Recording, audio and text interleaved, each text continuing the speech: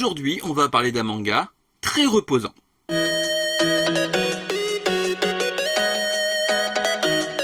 Graou les gens, vous allez bien? C'est les Goshi. Et les Goshi, on se retrouve aujourd'hui pour la présentation d'un manga que j'ai lu il y a juste quelques jours. Voilà, enfin un peu plus du coup quand la vidéo sortira, mais c'est vraiment tout récent. Il s'agit de Petite Forêt. Petite Forêt, que voici, est un manga de Daisuke Igarashi, qui est déjà derrière Les Enfants de la Mer. C'est paru aux éditions Delcourt Tonkam dans la collection Moonlight. C'est un one-shot, enfin si on peut dire intégral. Je peux vous en parler dans quelques minutes, et c'est vendu au prix de 15,99 €. Pourquoi intégral? Parce qu'en fait, le manga était déjà paru avant aux éditions Saka. Voilà, donc c'était apparu en 2 volumes. Ils étaient excessivement difficiles à trouver. Et du coup, j'étais extrêmement content quand j'ai vu que Delcourt Tonkam avait acheté les droits et le sortait dans la collection Moonlight. Collection Moonlight qui avait d'ailleurs déjà accueilli Les Enfants de la Mer, et la Petite Forêt, enfin Petite Forêt plutôt, reprend le design de la collection du coup, et exactement dans le même format, avec le même effet sur la couverture que Les Enfants de la Mer. Voilà, et du coup, c'est très bien. Voilà, ça fait plaisir de voir du Daisuke Igarashi revenir sur le devant de la scène, surtout que ces mangas sont vraiment incroyables. Mais du coup, de quoi ça parle? Petite Forêt. Petite Forêt raconte l'histoire de Ichiko, une jeune femme nostalgique habitant à Komori, un petit village dont le nom signifie Petite Forêt, situé au nord du Japon, dans la région d'Akita. Au travers de quelques expériences culinaires et culturelles, la jeune femme revit ses souvenirs d'antan. Mais derrière son sourire spontané et sa joie de vivre, se cache en réalité le cœur brisé d'une petite fille, tristement abandonnée par sa mère.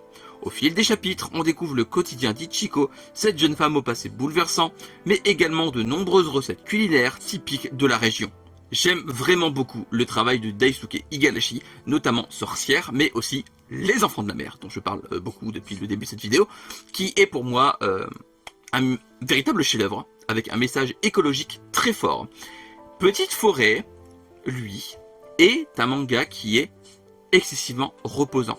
Je l'attendais avec une grande impatience et je ne suis pas déçu une seule seconde. On est face ici à une œuvre contemplative, douce, je le redis encore, reposante. C'est vraiment une œuvre comme Daisuke Igarashi, c'est parfaitement les faire. C'est une œuvre agréable. Et c'est une œuvre qui, en plus, ça donne faim. C'est une véritable lettre d'amour à la campagne japonaise, à la culture japonaise et à la cuisine japonaise. Ici, on n'est clairement pas devant un manga avec un scénario palpitant, avec des multiples rebondissements. Non, c'est littéralement une tranche de vie. Mais une tranche de vie qui parle quand même de thèmes vraiment intéressants et vraiment très touchants. On parle quand même de, comme dit dans le synopsis, de nostalgie, parce qu'en fait, en gros, la structure du manga, c'est on suit Ichiko, qui revient dans son village natal après une peine de cœur. Je ne vais pas vous en dire plus, mais vous verrez quand vous le lirez. Et au fur et à mesure des chapitres, elle va se remémorer des souvenirs avec sa mère, qu'on va voir sous forme de flashbacks. Et ces flashbacks vont être l'occasion de voir des traditions culturelles, mais également des recettes. Recettes que Ichiko va essayer de reproduire. Et clairement, quand elle le fait, alors déjà elle le fait soit à sa sauce, soit littéralement comme sa mère, ou en tout cas elle essaye de faire comme sa mère, mais ça donne très faim. Et ces recettes, en plus, sont parfois détaillées. C'est quelque chose que j'ai beaucoup aimé dans ce manga, c'est que les recettes sont parfois, entre les chapitres même, très détaillées. On a la recette, on a l'ingrédient, les grammes, les litres, enfin, tout ce qu'il faut pour refaire la recette à la maison. Et je trouve cette idée vraiment très cool. Mais genre vraiment très très cool. Parce que du coup, vu que les recettes donnent faim, certaines d'entre elles, on peut essayer de les refaire nous-mêmes. C'est prévu. C'est vraiment prévu pour ma part, parce qu'il y a beaucoup de recettes qui sont... Alors, il y en a qui sont très très intrigantes, il y en a qui sont vraiment très particulières. Mais en fait, vu que ça donne vraiment la curiosité de s'y essayer, parce que Ichiko en plus les décrit très bien. Elle décrit son ressenti sur la recette, elle décrit la difficulté que ça lui a pris, tout ça, et vraiment, ça donne vraiment envie. Il y en a même qui sont pas détaillés, que j'ai envie de faire, au moins à ma sauce, pour essayer de voir ce que ça donne. Vraiment, ça donne envie. Ichiko, d'ailleurs, parlons-en un peu plus en détail. C'est une femme qui est très touchante, qui a du coup, on sent une histoire un peu triste due à son retour dans son village natal. C'est une personnage excessivement touchante que j'ai beaucoup apprécié suivre.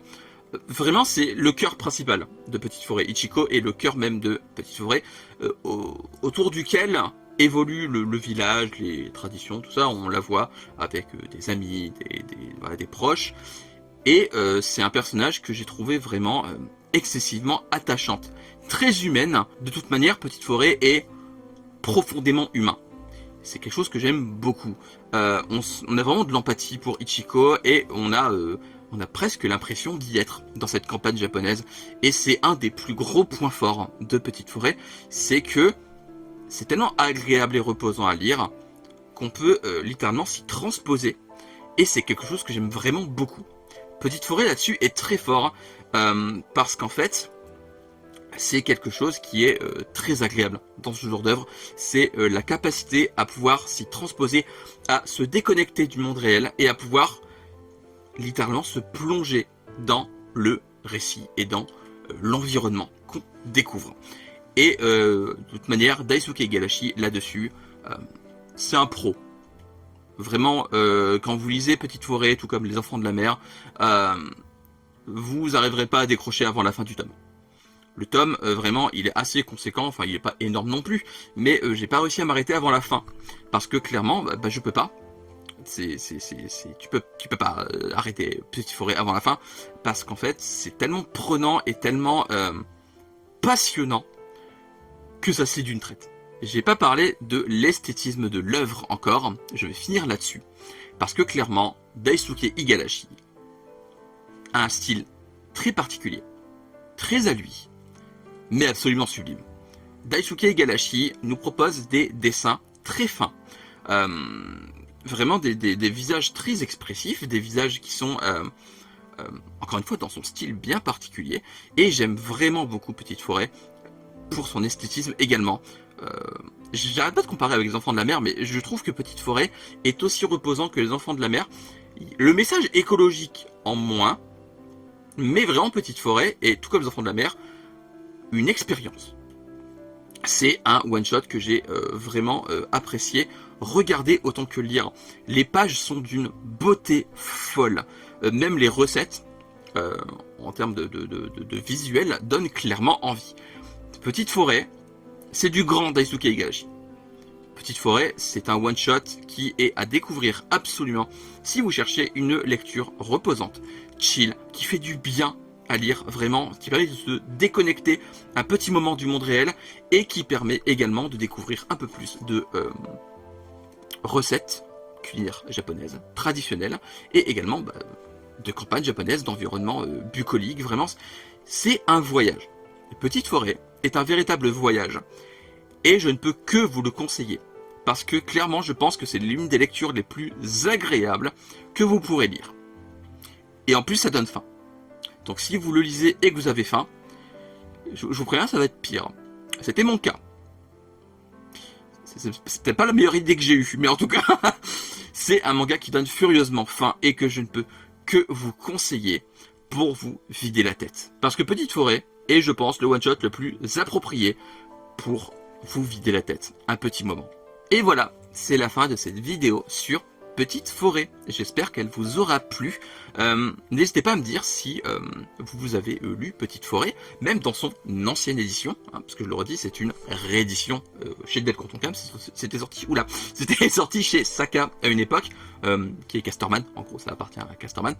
Et du coup, dites-moi si vous avez lu Petite Forêt, que ce soit dans cette édition ou dans l'ancienne, et dites-moi si vous aimez le travail de Daisuke Igarashi, si vous avez lu Les Enfants de la Mer, Sorcière ou d'autres mangas de cette auteur qui est, je pense, un de mes auteurs préférés quand il s'agit de fables écologiques, quand il s'agit de livres qui fait du bien à lire ou qui est très différent de ce qu'on lit d'habitude. Daisuke Igarashi, c'est un peu comme ça que je le décris. C'est un auteur qui fait des mangas qui sortent de l'ordinaire. Et il le fait excessivement bien. Donc dites-moi tout ça en commentaire. Et dites-moi également la dernière fois que vous avez mangé un curry japonais. C'était pas une bonne idée de dire ça, j'ai envie de dire curry japonais maintenant. Et puis comme d'habitude, n'hésitez pas à me suivre sur mes différents réseaux, tout en barre d'infos du descriptif, juste en dessous comme d'habitude, et également le lien de parrainage Neonbox. Voilà, le lien est en description, comme d'habitude également. Abonnez-vous, activez la cloche pour ne rien rater, parce que sinon c'est pas gentil. Et likez et partagez la vidéo. Ça fait toujours plaisir. Lisez des mangas, regardez des animés, jouez à des jeux vidéo, mangez des pommes, parce que c'est très bon les pommes, mangez n'importe quoi. De toute façon, avec ça, vous êtes obligé de manger un truc après. Vous finissez, ah, j'ai faim. On se retrouve bientôt pour de nouvelles vidéos. D'ici là, prenez soin de vous, portez-vous bien. Je vous fais des graou les gens. À la prochaine. Bye bye.